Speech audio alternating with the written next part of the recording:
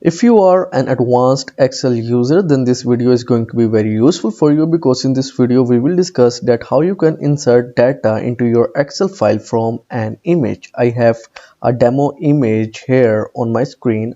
I can simply save it on my computer, or I can copy this image. Now I am going to my Excel file. Here I have to click on data, okay, and then click on get data from other source, from image, from clipboard.